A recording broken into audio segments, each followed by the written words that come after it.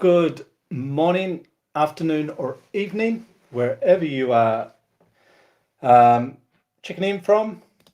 Welcome to another Acoustic Guitar Talk live stream. My name is Simon Candy, for those of you who don't know me, and we are here today for another live stream.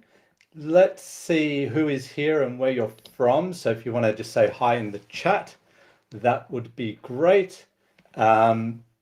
And if you've got any questions throughout the stream today, don't hesitate to ask in the chat and we will do our best to get to those. So we are all about the groove today, feels, groove, and time with music. So we want to cover a bit of ground here today. So we're going to move through things reasonably quickly. But the idea is to cover some of the essential grooves you should know as a guitar player. Now, I don't profess, I should say, to be really an expert in any of these grooves necessarily.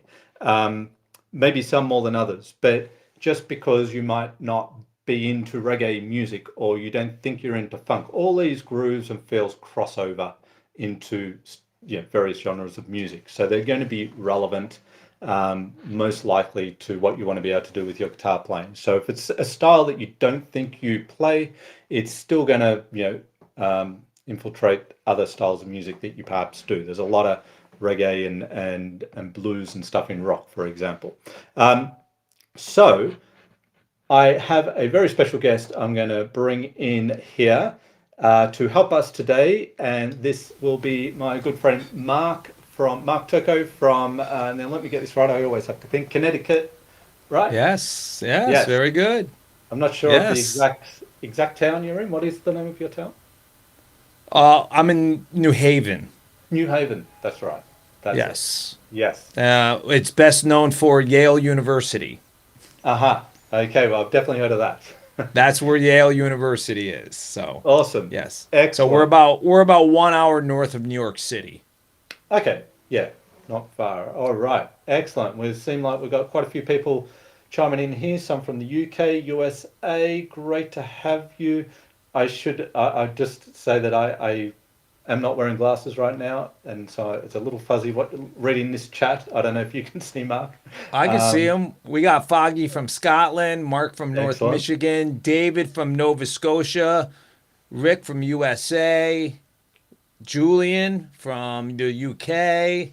Nice. I think Richard from the UK, Charles from Southern California, Stephen from Indiana in the United States. We got somebody from Canada, Mark from the UK, another Mark from the UK.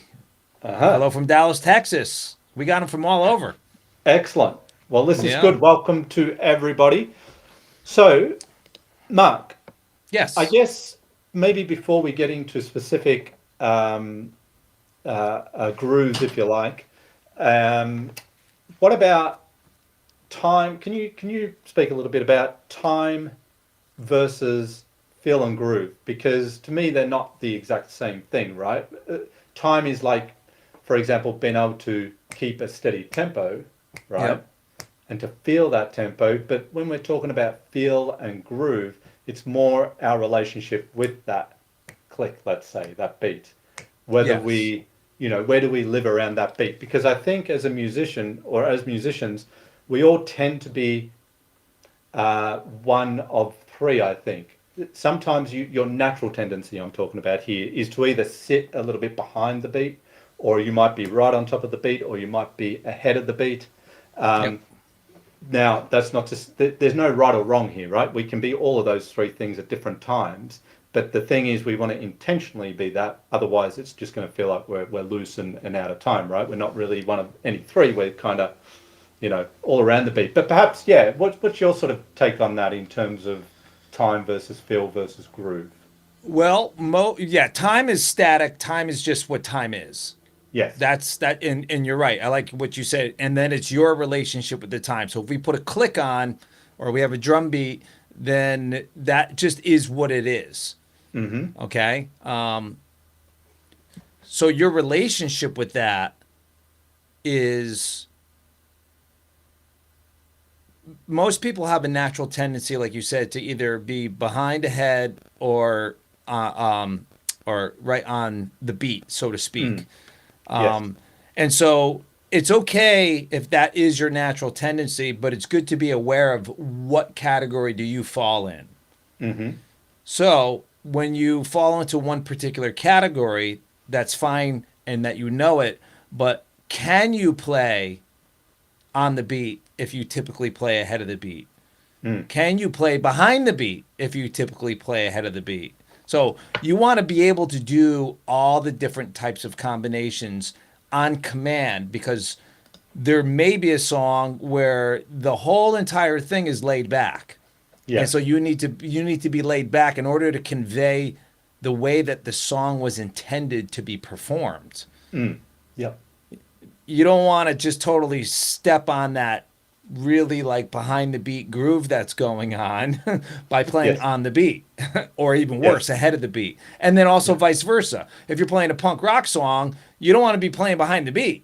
Yeah. You Exactly. want to be racing. You want to be in front of the drummer, so to Yeah. speak, because Mm-hmm. that's the feel, that's the vibe. So it's okay to naturally gravitate towards something, but then to be able to be aware of what that is and then be able to do those other things as well. And now, doing those other things as well may be very difficult for you because you're so accustomed to naturally do one thing.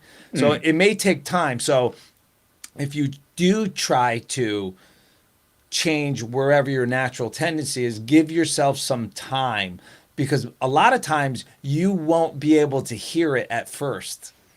You Yeah. don't even Exactly. you Yeah. don't even you can't even hear that you're ahead of the beat or Mm. behind the beat or on top of the beat. And never mind play something else. So unless you intentionally try to play slower, but play slower perfectly in time all the time with Mm. the time piece of it, it's it can be very challenging, but it's very, very, very doable. And I think if you want to see whether you're behind, ahead, whatever, if you record yourself, let's say in something like GarageBand, and you just strum some chords to a click of the metronome or a drum beat, let's say in the door in GarageBand, and you can then look back at the waveform, you can see where you are, relative to the beat. So Ye- you can get a visual representation of that if you've got. I mean, maybe even on like the voice recorders you got on your phone. I'm not sure what that would sort of show, but if you can record yourself in something like GarageBand, you can see a visual representation of where you hit in accordance to the beat, and you will see whether you're a little bit, whether you're pushing it or you're pulling back or you're right on, etc. And I mean that's what develops feel. I mean, if we take something you've recorded and we just quantize it and snap it to the grid, it's not necessarily going to be any better. It depends that can suck the feel out of something. So we don't, as you say, we don't always want to be bang on top of the beat, but to be able to play ahead of the beat or behind the beat, the first job is to be able to play on the beat, because if you don't know where that mm. is, then you can't purposely and intentionally, push it or pull it. You'll just do it unintentionally, and that never sounds good because it's not consistent one way or the other. So I think, yeah, recording yourself just for the purpose of a visual representation is good, but certainly, yeah, if you're not sure, just practice trying to be bang on the click of the metronome or the beat, because you've got to really be able to do that to then be able to go one way or the other. Well, I think the voice recorder thing would work if you're only using just a metronome click. Yeah, Because true. you're only Yeah. going to, if you have a whole drum beat, it might get messy. But if you're just going to try to just do one downstroke exactly on the beat, Hmm. perfectly with the metronome, that is, if you just use a simple voice recorder that has some kind of graphic representation of the sounds coming out of it, that will be definitely a good indicator. So even if you don't have recording software, if you just have a simple voice recorder like on your Mm. phone that has a graphic representation and you only use one click, that'll actually, I mean, that's about as naked as you can get. Yeah. Yes. Yeah. So, yeah, you don't need any fancy recording equipment, but yeah. So going back to what you were saying, though, you said something. Uh, pulling back or pushing forward. Hmm. Those are two really good descriptions of what it feels like when you're Mm. either playing Yeah. behind or ahead of the beat. So if you're going to be playing behind the beat, it feels like it's pulling back. If you're Yes. playing ahead of the beat, it feels like it's pushing forward. And you Yes. could physically feel your body wanting to lean back if you're a listener, but also if you're a player. Mm. And you also lean forward as far as being ahead of the beat. So that feeling that you have with your body is actually really good indication of what playing behind the beat and playing ahead of the beat is. And if you've never even heard these terms before, Mm. now you might go, "Oh, I know what they're talking about because I felt Yes. that," you know? Yeah. And the Exactly. interesting about playing behind the beat and ahead of the beat is it's almost like this audio illusion that the tempo is slower, but the Yeah. tempo is still always the tempo. Yes. So, but it feels like it's a little bit slower. Mm. And it's a different thing than just slowing the tempo down and playing on the beat, Yes. or Yes. vice Definitely. versa. Hmm. Whereas if you're playing ahead of the beat, you're actually, it feels like the tempo is faster, but it's actually not. Yes. Yes. It's That's a very, good point. it's very deceiving, and you can't create the feeling by just speeding up the tempo and playing on the beat faster, or slowing down the tempo and playing on the beat Mm. faster. It's not the same thing. Yes. Well, So, you, I did. We've got some tracks here. We'll give this a go. Yeah, with the what we were setting up sure. before, just to try and say if people are listening now and thinking this sounds all very abstract, you made a good point first before we do this. Is if you're not sure if a song's on the beat, behind the beat, ahead of the beat, or if you're listening back to something you did, am I behind, am I ahead, am I whatever? Just yeah, how does it feel? Because that's really essentially what will tell you. You know, does it feel like it's sluggish, lazy, sort of, you know, lethargic?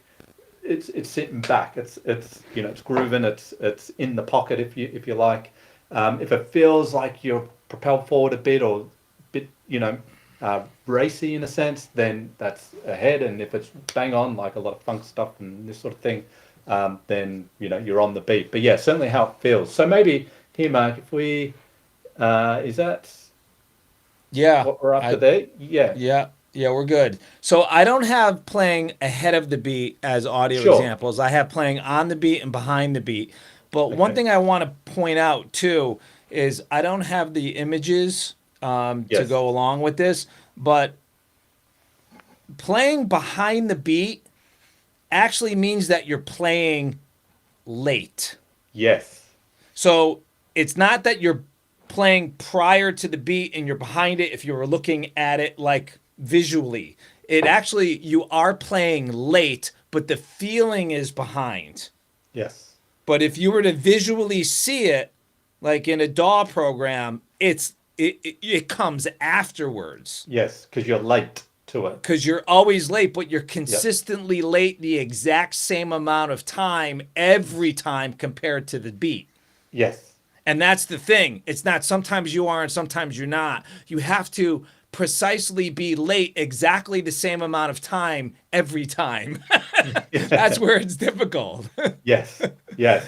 And then the inverse is true. When you're playing ahead of the beat, you're actually playing right before it occurs. Yep.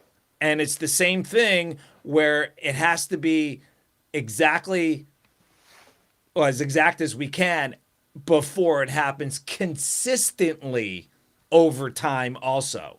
Otherwise, we're just kind of floating all over the place. Yes. Yes. All right, So so the perhaps if first, you, yeah, okay, you go, but perhaps maybe play a track that's on the beat, smack all right, bang so on. what Can we we do have here that? is we have a drum beat and we just have a simple bass guitar going plunk, plunk, plunk, plunk, and it's right on the beat. Okay, so here we go.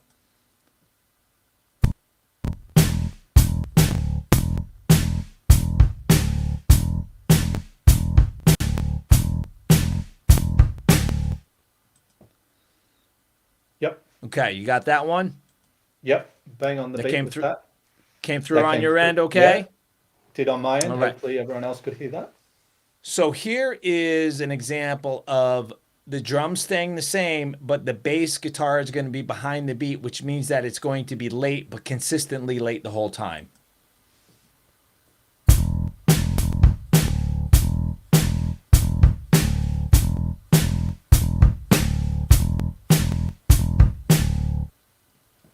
Yeah.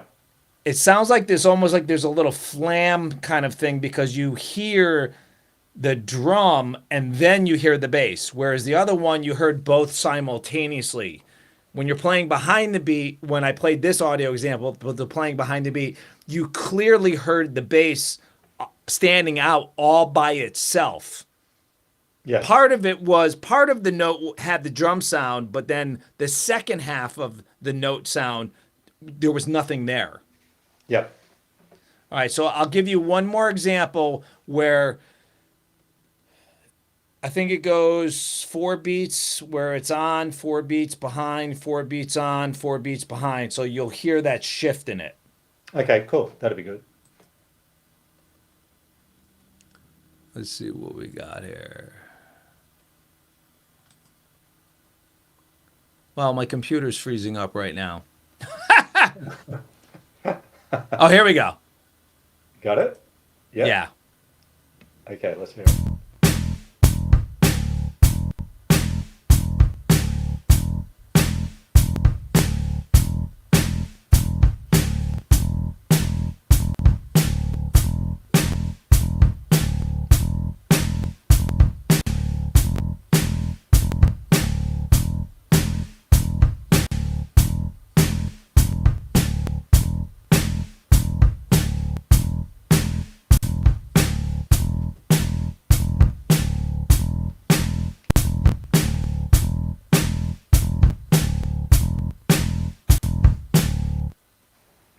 Yep.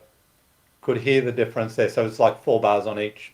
It was 4 bars. It wasn't 4 beats. It was Yeah. 4 bars. Yes, 4 correct. bars. Yes, Yeah. exactly. So, So you can feel when it right you on. could, Yeah.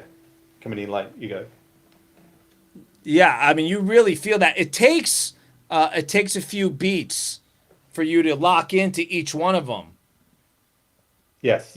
It takes like a couple of beats, but then you're really feeling it, and then it changes, and then it takes a couple of beats, but then you're really feeling it on. So, so those are good examples. Now, if you can just imagine in this example, if you heard the bass just slightly before the drum happened, that would be playing ahead of the beat. Yes. Yep. And I Yep. think what we'll stop that share there. That's great. And we'll get into some typical fills and grooves now as we move through. But what I would say to everyone on this stream right now, any song examples we reference, write the song down so you can check with it later. For example, if you want some songs that there'll be many, many, many songs, but just some that come to mind that sort of sit behind the beat a little bit. Since I've Been Loving You, Led Zeppelin, Slow Blues, very, very much like that. Kashmir, Led Zeppelin. Gravity, John Mayer, is very much sitting behind the beat.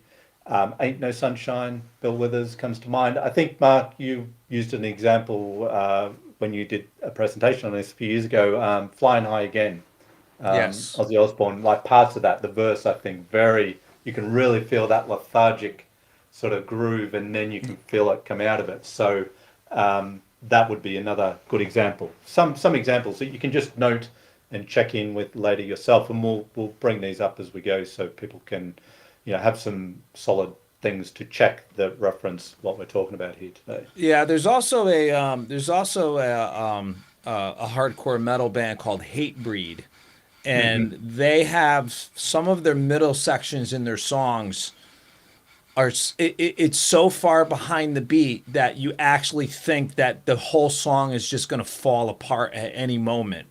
Yes. It's excruciating. You just don't think you just think it's just going to break down into not and then they snap right out of it and they end up into the next section of the song that's on top of the beat, and it's like a slingshot.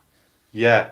Yeah. Yeah. So if anybody's aware of that band, I'm not saying you need to go listen to them, but I've experienced it live, seeing this Uh-huh. particular band, and I don't think I've ever heard anybody play so far behind the beat in my life. It reminds me of a time, sometimes you unintentionally do. I was doing a gig years ago and it was like, it was bluegrass, and I don't play a lot of bluegrass. I'm not a big bluegrass player.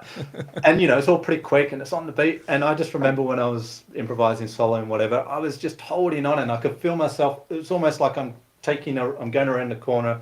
I'm just coming out almost off the road, but I managed to bring it back in and I'm just Yeah. behind it, not Yes. intentionally. I was Yes. just holding on for dear life, trying to keep my Yes. time. Holding on for dear life. So that was Yeah. an example of, extreme behind beat. Not Yeah. quite out of time, but Yeah. not quite on top. So how about what? Okay, so let's look at some different feels here. So rock. What would you know describe as being a rock feel Accents or on the rock groove? twos and the fours, just with the drummer. I mean, it's really just it's it's straight ahead. Yeah. I think it's probably the easiest to get started on if you're Hmm. looking to identify a groove or a feel, just because it's, they call it four on the floor for drums, and the accents are on the twos and the fours, and it's just,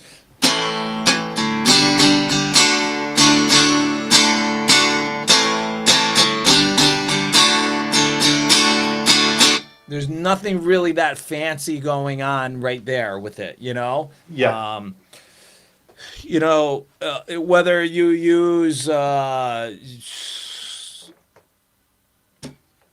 gain distortion or just a clean amp pushed and just kind of have that classic kind of Americana kind of rock vibe, it's very simple to be able to get your mind around it. Hmm. But the cool thing about it is, when we talk about this stuff, though, too, I just want to make a clarification that what the guitar does is also just, it's going along with what the drummer's doing also. So the feel of what the drum beat is actually dictating what the music is doing at times. So, obviously, if we're playing in 4/4 time, it's hard to play 4/4 time on the guitar if it's like a 3/4 time drum beat. Yes. It can happen, but it only links up once every every 12 beats. But the point is that I think that these two things, feels and vibes on the guitar, they're also going to be coinciding with another rhythm going on as well. If you're Mm. keeping your guitar playing simple and you're not creating the rhythm, so to speak, from nothing out of the guitar, rock is actually the easiest to do. Yeah. Yeah. As you say, it's the straight eighths, 1 and 2 and Two, 3, three, and just think boom. of that typical rock beat: kick on the 1 and the Y- 3, snare hit on 2 and 4, Yeah. hi hat, eighth notes, and as you say, just straight ahead. You're probably going to feel some songs ahead of the beat a little bit. Yes. Um, I don't know, like Yes.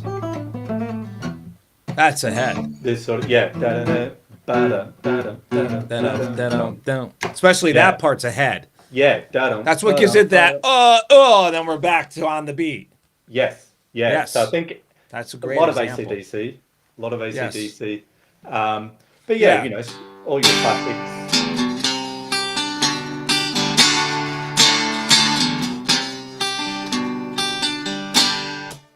Yeah, yep, yep, That's straight ahead. That's about yeah, as straight as you can get. exactly. Yeah. All right, so rock, obviously one feel.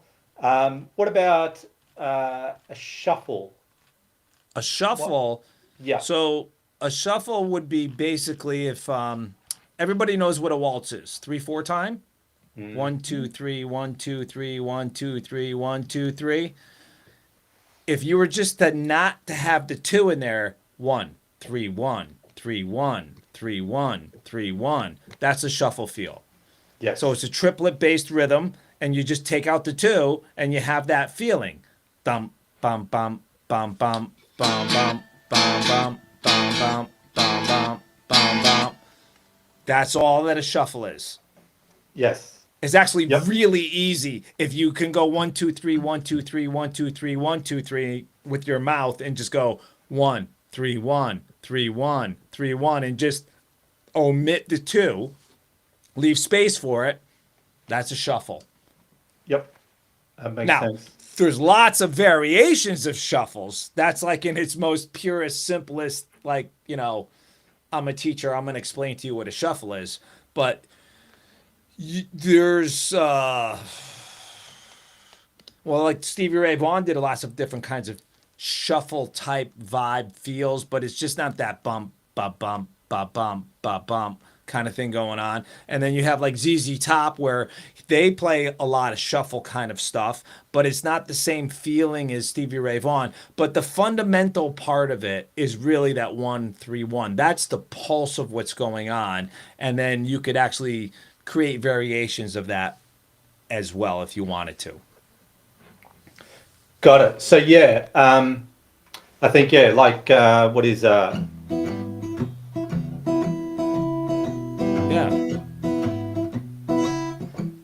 Yeah. that sort of 3, 1. Stevie Ray. 3, 1. Yeah. Yeah. But or Right. Yeah. that sort of thing. That's a shuffle. Yeah, Johnny Be Good. Just that bump, bump, Ba-bum, ba-bum, ba-bum, ba-bum, ba-bum, ba-bum, ba-bum. Yeah. Yeah. I mean, that's that shuffle. Everybody's heard it before. If you didn't know what it was, it's called a shuffle. Yes. Yes. Exactly. And then we could we could include here like swing. And they are, you could kind of think they're one and the same, swing and shuffle, but they are different. As you said, a shuffle is like a triplet, taking out the middle triplet, and you've got that consistent swing that is created by doing that. One. Yes. Dun, dun, dun. But if we're talking swing, as in swung eighth notes, that's where we've got straight eighth notes, 1 and 2 and 3 and 4, and we decide that we're going to now, instead of play them evenly, we're going to play them unevenly, and typically we'll make the first of the 2 longer and the second one less. Together, collectively, they still equal a beat. But the difference with a swing is you can decide how much you want to swing it. A shuffle is set in stone, right? It's always going to be the beat divided into 3, and you're playing on the first and the third. Whereas a swing, while you're essentially sort of doing that, you could really have that first eighth note, long, and just the shorter one that follows, or you could have somewhere in between that. Yes. So there's a little bit more of, range of swing, if you like. And you hear, obviously, in jazz and things like that, a lot of swinging eighth notes, but there's plenty of rock tunes, or let's say tunes in the genre of rock that will have swinging eighth notes. What do you think about that, Mark? The biggest thing, so like going back to that triplet thing, if you think about the waltz thing, 1, 1, 2, 3, 1, 2, 3, what you're saying, just in other words, is you take the 2 and you move it closer to the 3. We don't eliminate it. Yes. But anytime the second part of that, of the 1, 2, 3, can be in any range between where it is as a normal triplet all the way right up to right before the 3 happens. So you have all of that time to play with, so to speak. And that's what people mean by how far, or what like the feel of the swing is, so that's pretty cool. So, I mean, here again, most people actually know what it is, but it's never been really identified, I mean, if you think in the terms of super generic jazz, and you think about drums, what does the drummer do on the bell of the ride?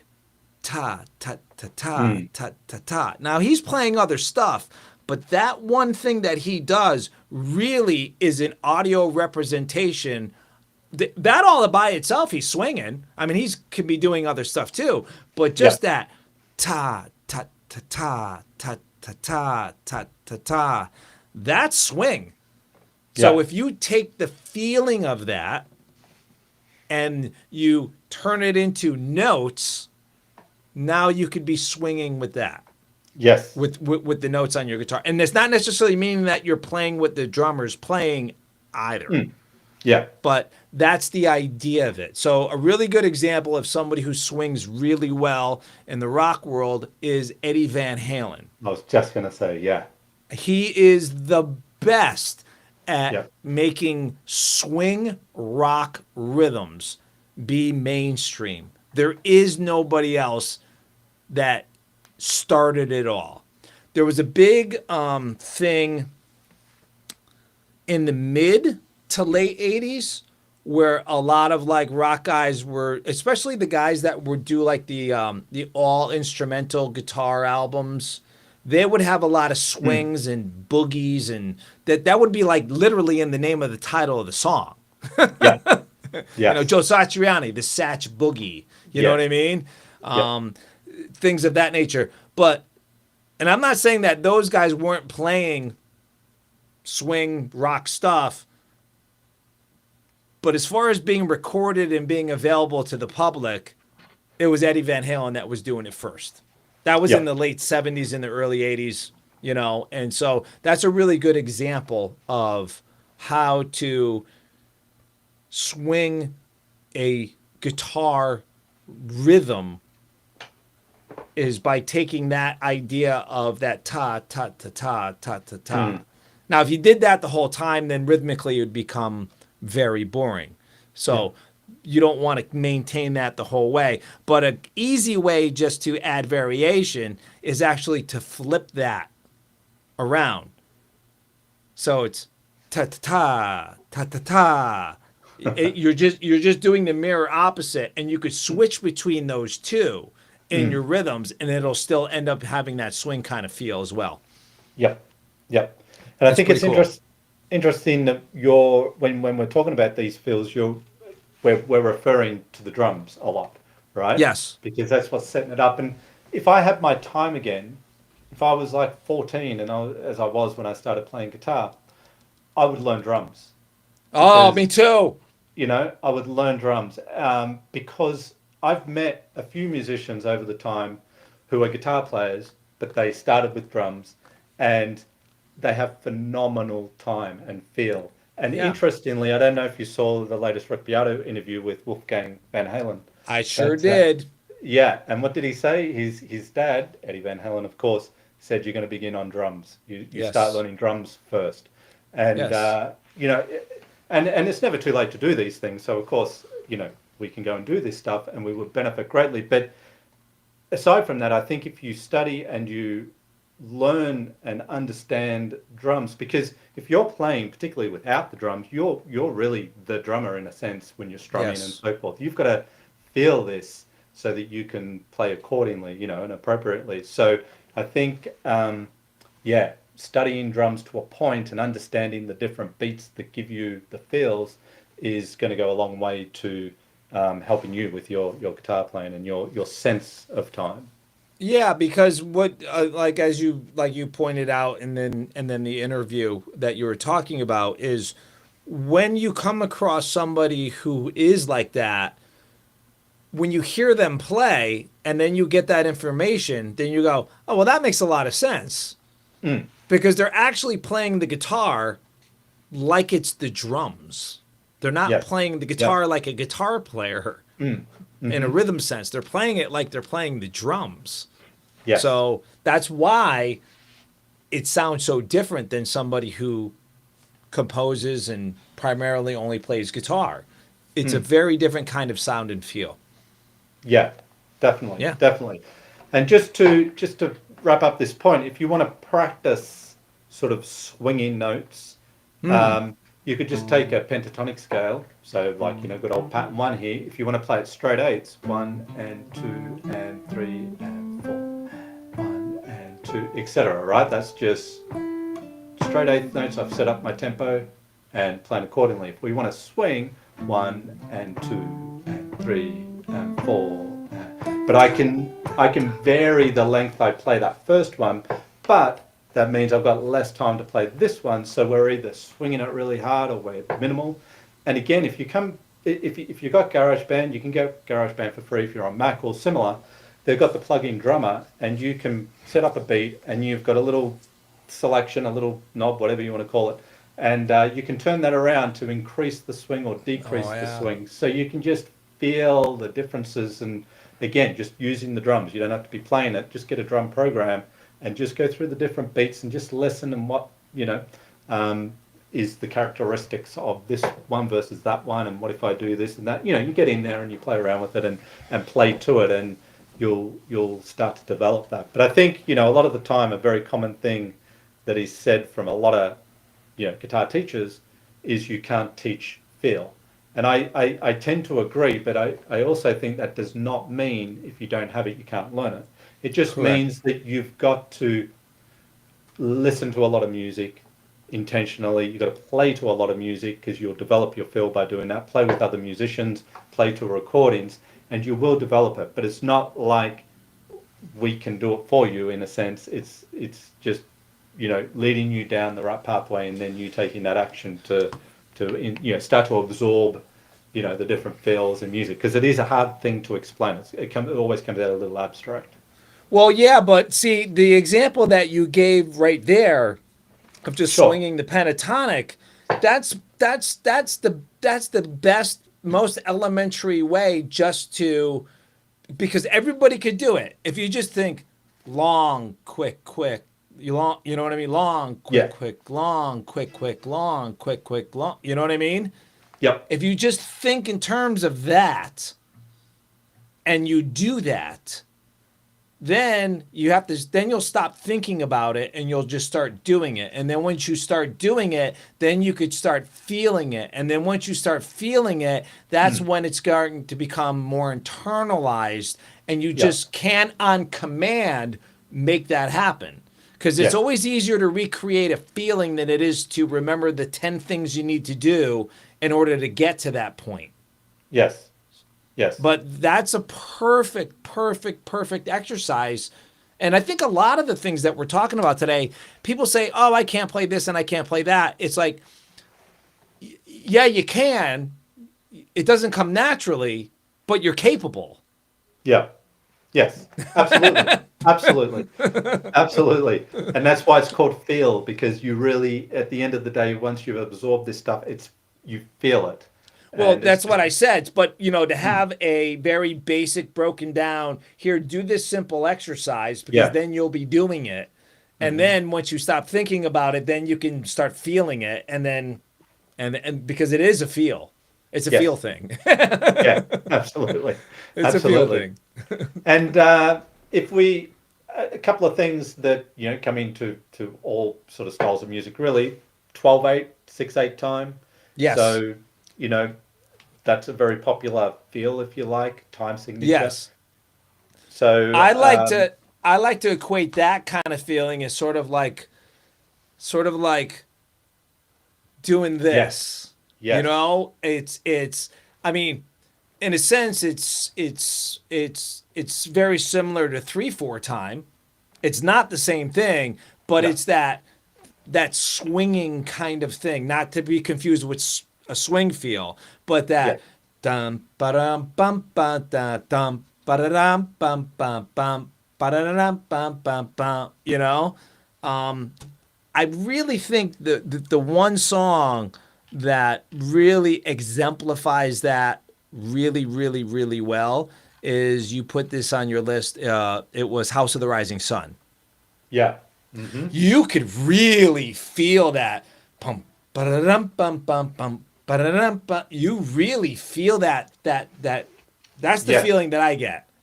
Yeah. Like so this. that one.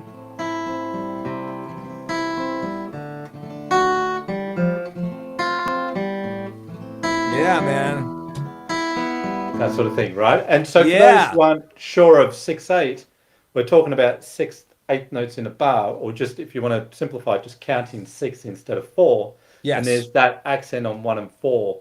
And that I think the same thing. It's like a pendulum sort of swing, side to side. Pendulum. Yeah, Pendulum, yeah, yes. 1, 2, 3, 4, 5, 6. 1, 2, One, 3, two, 4. 4, 5, 6. Yes, Yes. and you get Yeah. that sway, I and love there's it. that, yeah. So, a real classic is, right, we all Yes. know what that is, most likely, right? That's 6/8. Yep. 4, 5, 6, Six. 1, 2, One, 3. two, three, 4, 5, 6. Yes. Yes. Or if Yes. you look at like a slow, what am I thinking of? Since I've Been Loving You, which I think is twelve Yep. eight. So 12/8 is just double in it, essentially. So Yep. 1, 2, 3, 4, Four, 5, five, 6, six, 7, 8, seven, eight, 9, 10. one. So, that's a slow blues in C minor, I think. So it's like a 1, 2, 3, 4, 5, 6, 7, 8, 10, 11, 12. 1, 2, 3, 4, 5, 6, 7, 8, 9, 10, 11, 12. 1, 2, 3, 4, 5, 6, 7, 8, 9, 10, 11, 12, etc. Right? That's going to go to the Yeah. 5 chord. Shine On You Crazy Diamonds, a great one for 12/8, I think it is. It's pretty much a minor blues as well. Little variations around it, but another great example of that sort of feel. So yeah, certainly 6/8, 12/8 come into a lot of rock and music and things like that for sure. Yeah. Yeah. Yeah. And some of those more progressive metal bands, they switch between the different ones as well. They'll play a section in 4/4, then they'll go into 6/8, and then they'll, they'll go back to Yes, 4/4. yes, And when they hit the brakes, so to speak, and stop what they're playing in and switch over, it has a very big impact yeah, on the song itself. Not yes, only maybe they go into a different riff, but the whole everything about it is so different. It's crazy. So yeah, they're actually very clever when they yes. very clever with that stuff too. Whereas the And whole another, song isn't in one time signature. It changes. yes, yeah, you get that a lot.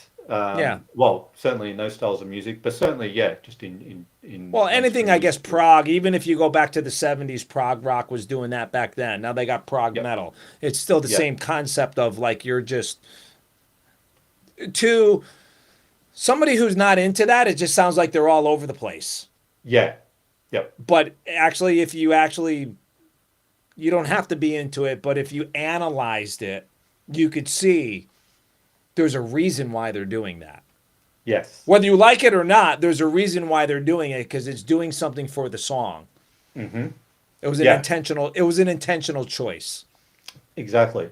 Yep. Well, what about we also hear a lot in rock music, particularly, but certainly all styles really, half time, double time, right? There's that sort of feel where something starts at a certain tempo and then it clicks into double time or vice versa, I guess. Yes. Yeah, that So, happens. That happens a lot in rock music. mm, Um, and the funny thing about it is, if you're playing all by yourself, if you're playing all by yourself, it's a little harder to achieve the same desired effect if you're not playing with any other instruments at yeah, all. You hmm, know, I mean, but it would be something as simple as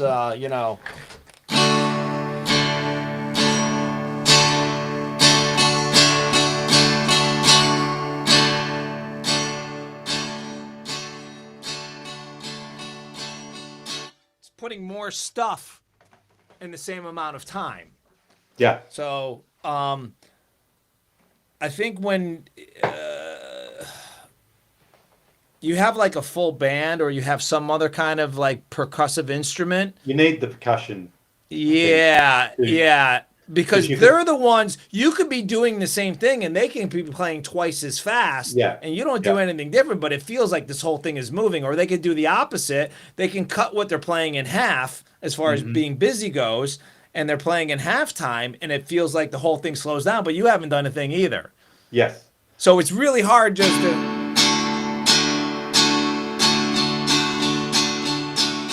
it's you really don't get the same feel when you're doing it all by yourself. I think I can let me give a couple of examples here to try and demonstrate it as best I can. But a great example would be Freebird, right? Yes. So it starts like I think it's something like 1, 2, 3, 4, and a 2, 3, and 4, and a 1, 2, and a 3, 4, and a 1, 2. So it's doing that, right? Yep.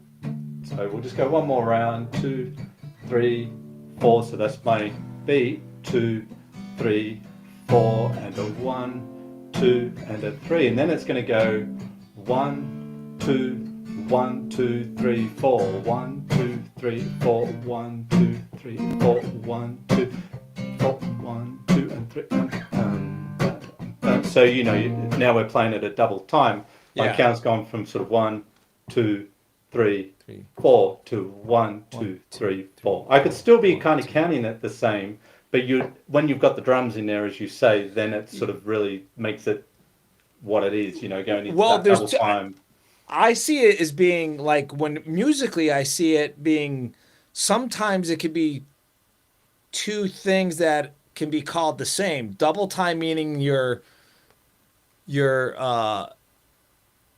changing to your next chords twice as fast. Yeah. But it also could be you don't change to your next chord twice as fast, but your rhythmic strumming is going twice as fast.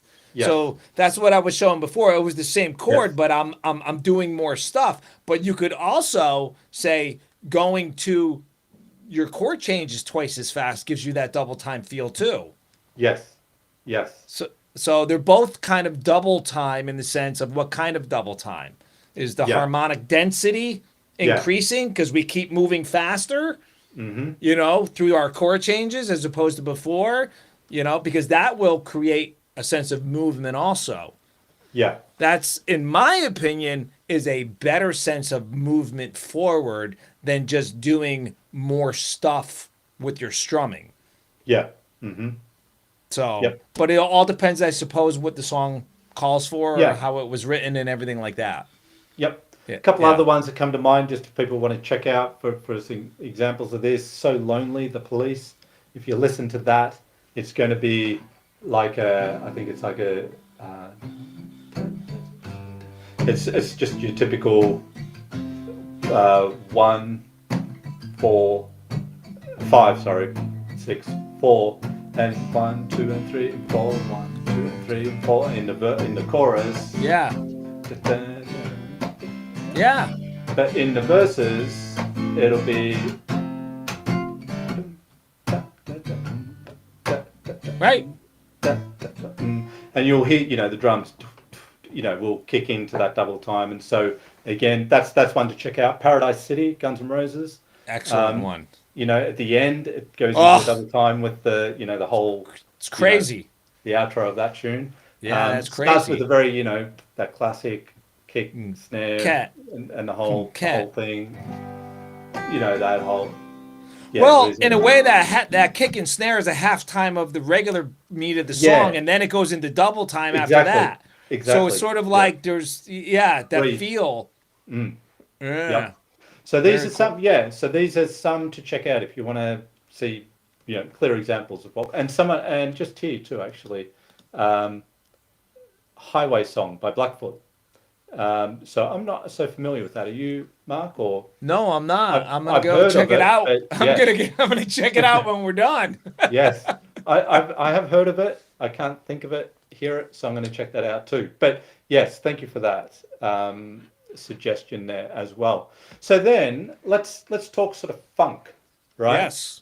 Different thing again, but crosses over into different genres and so forth. So if I'm asking you what is funk, Mark? What is it? What's its characteristics? How would I practice it? Let's say 16th notes. Done. Lesson over. That's kind of it. I mean, it's just a.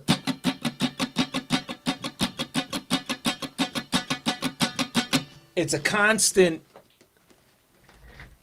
That's the rhythm of what we're doing now. We could drop and we could, mute and play notes and drop out notes and stuff and create a rhythmic pattern within that. But it really is.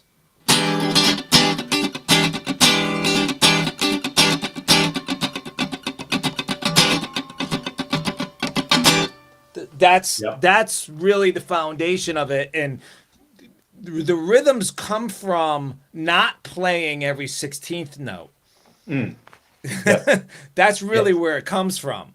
So, but there are times where you just may,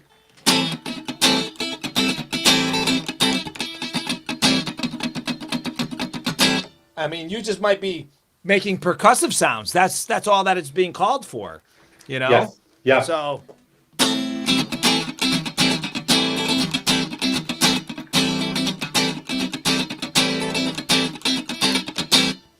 I mean, that's really what funk is. You have to really be able to get that right hand going that quickly in order to play that. There's And no it's other just you there's no go. other way around it. Yeah. And that's got to keep going no matter what, which it really typically does when you're strumming anyway. But it's got to keep that, whether you're hitting or not, it's got to keep that. Yeah. So I have a suggestion. If you've never done that before, first of all, hold on. I just dropped my pick. I need to show you something.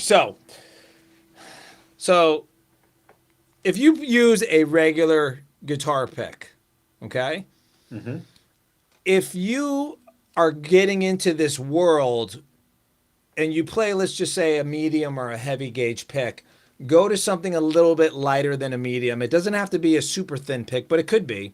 If you're going to be playing with the point there regularly, because this is going to have a little bit of forgiveness.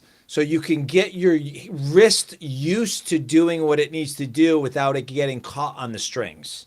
Mm. So it's more of an exercise of just making sure that you could do this, and your pick isn't like inhibiting your hand from being able to do that. Yep. If you don't want to do that, use the round part of the pick. Don't use the point. Use one of the other round because it's going to glide off. Now, it may not sound great, but that's not the point. The point is that we just want the pick to glide through the strings so we can get used to the feeling of this. That's all we want. So if you're using a thin pick, you can use the point.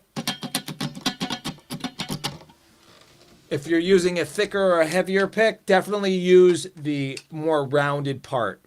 Yeah. That will actually help you a lot in being able to get a feel for what's going on as far as playing those 16th notes. There's nothing that you can't do. When I was playing before, I was actually playing with my heavy pick that had a point on it, and it was catching. You know what I mean? Yeah, yeah. And I'm thinking, oh, I'm using the wrong pick for this. I just picked it up. You know what I mean? Yeah.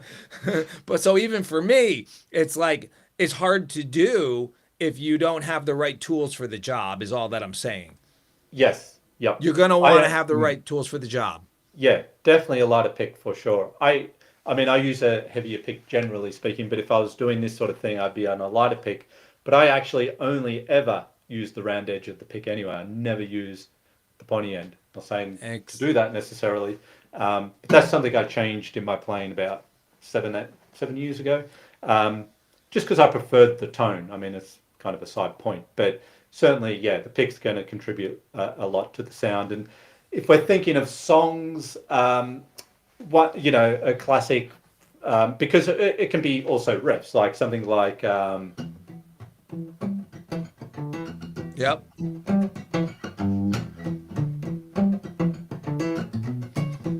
Which is also behind the beat. Yes. Yeah. So it can come across, right? So that's superstition. So, and here's the thing. You would much rather be in the groove and play incorrect notes than play the right notes and be out of the groove. Because, I mean, that wasn't exactly the groove. I don't know that note for note. That's just a representation of that song. But as long as I sort of kept a...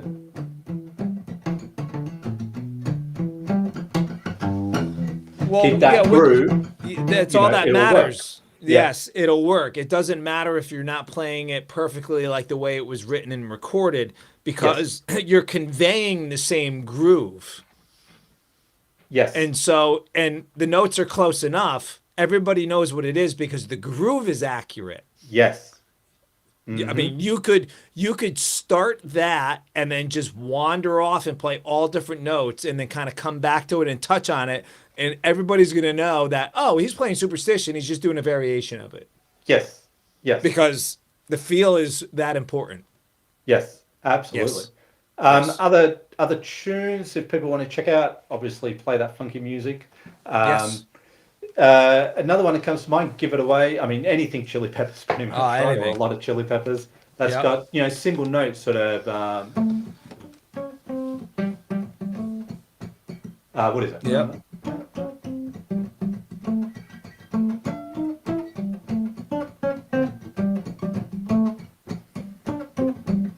Something like that, Yep. right? But it's all single notes, but it's still got that. You just want to keep the train on the tracks, if you like. Yeah. A lot of Keep muting. that consistent, and then Yeah. you've got the notes in between, Yes. etc. So there's a lot of single note riffs that you can play in a funk style, comes from funk music, or you've got the chords, Yeah. as we said. It's just that 16th note syncopated rhythm that is essentially at the core of that feel, I guess. Yeah. Yes. Absolutely. Okay, let's move on here to reggae. What could you Okay. tell us about reggae? Because that's going to infiltrate all styles of music too. In a simple nutshell, as I've been doing so far, Yeah, yeah. you play on the ups. You don't play on the downs. You accent on the ups. I mean, you could play on the ups, but the accents happen on the ups, even if you're going to be playing on the downs. So, Yeah.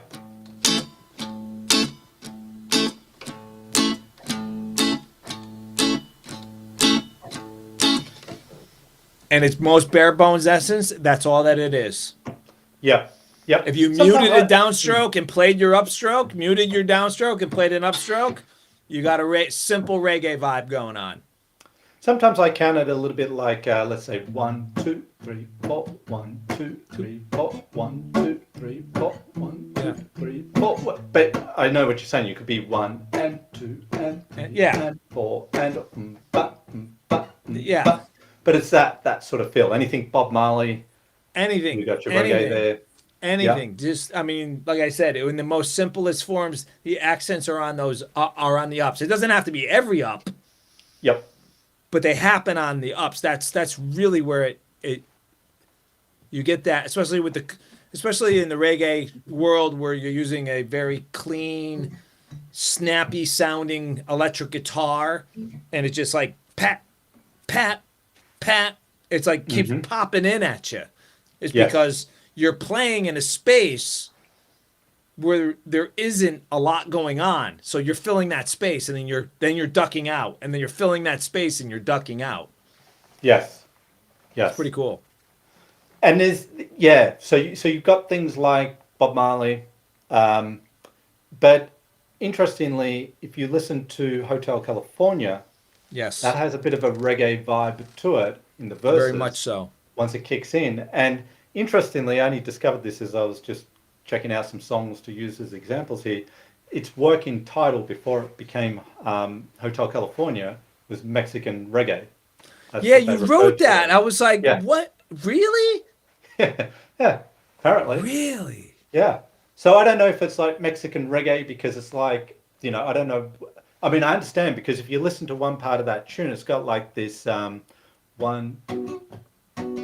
Yes, very much so. You got the other part on top, but you Yes. got. Yep. So that's all that reggae feel in that song. But yeah, Mexican reggae, maybe it's kind of reggae, but not really reggae. So it's like a Mexican strat or something. I don't know. Yeah, right. Not really a strap, but it kind of is. So maybe. Walking on the Moon has a Yes. reggae vibe to it, and that's a good example of a song that's behind the beat because Oh yeah, they way wanna tell behind us- the beat, yes, but think about and what it's the got a song is. reggae vibe. Yes, because Yeah. Walking on the Moon, the whole, they want to have that sensation of exactly. Yes. So Oh, it's and right they, back. they achieve it too. Oh yeah, definitely. So that is a good one to check out. Walking on the Moon. Yeah, it's got like a 1, 2, think it's, but it's quite, behind sort of that Yeah, way lethargic behind. feel. And when it's getting to the chorus, it's same sort of.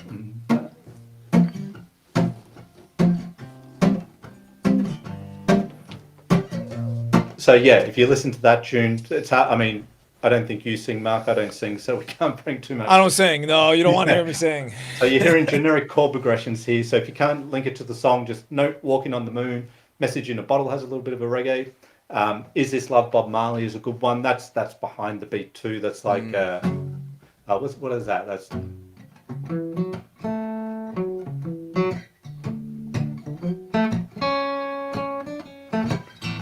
so that's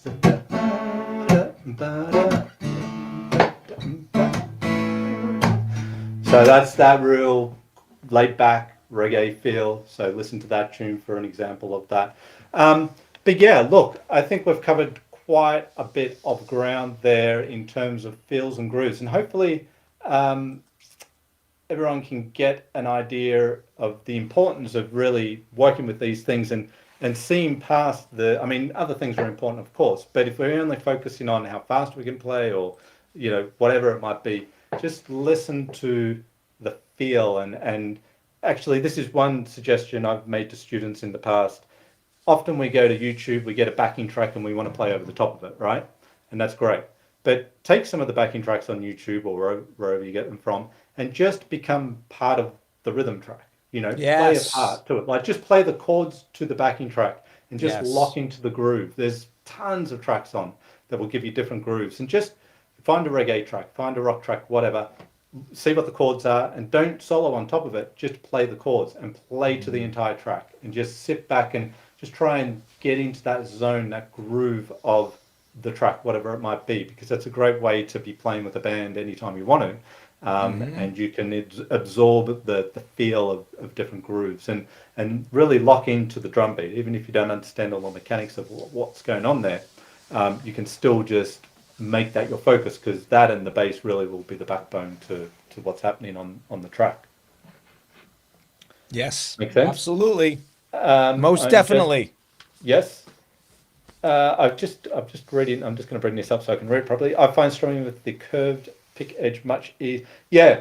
Yes. I mean, as I say, for me personally, I use a thicker pick anyway, typically, but the pointier end, there's nothing wrong with that. But I like, it's just a versus. You can really hear the difference in tone It's there. a different sound. Just depends what you want and what you prefer, but yeah, I'm always the round edge of the pick there. But Well, yes, I actually prefer the round edge of the pick if I don't have a pick that has a super sharp point on it. yes, I don't want a normal rounded edged pointy part. Either it's got to be super, super pointy, not a round edged pointy part of the pick, or yes, the part that you play on. It's yes, either or. I actually don't like a normal part of a point of an average pick. I don't like yes, that. yeah, So yeah, if it's not super pointy, I want super round. Put it to you that way. yeah, definitely. Well, okay, great. So yeah, as I said, we've covered a lot of ground there, but these are all feels that are going to come into pretty much any style of music. So if you don't play reggae or you don't play jazz or you don't play blues, you're more rock, you're more whatever, all these things will come in, as you can see with those tunes.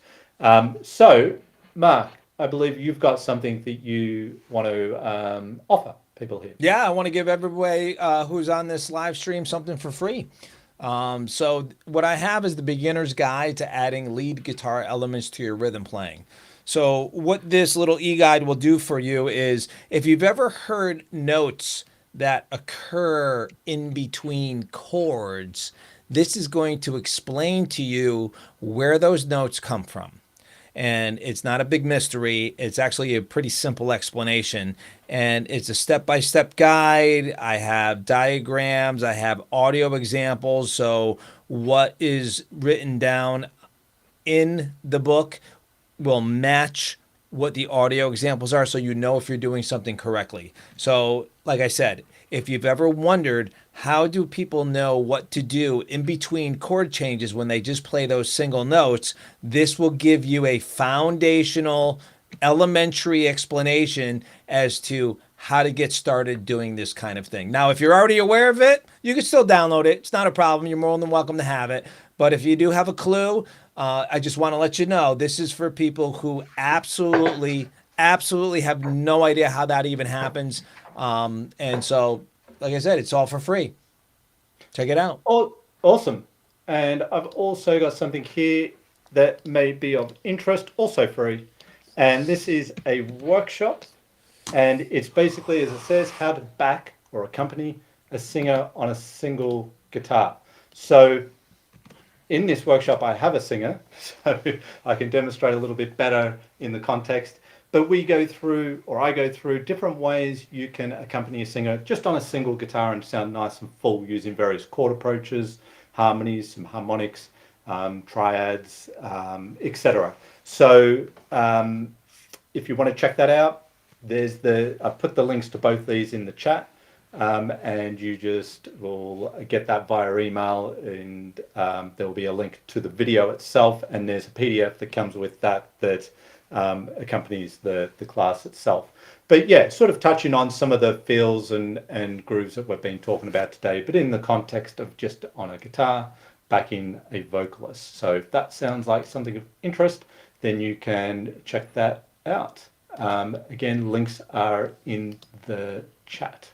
So thank you, Mark, so much for your time and gracing us with your wisdom in terms of some of these feels and grooves that we come across in music. Really appreciate it. You're welcome. Thanks for having me. And thank you, everyone, for rocking up and checking out the stream. Always appreciate that. And we will look forward to seeing you in the next live stream. So take care, guys. We'll see you soon.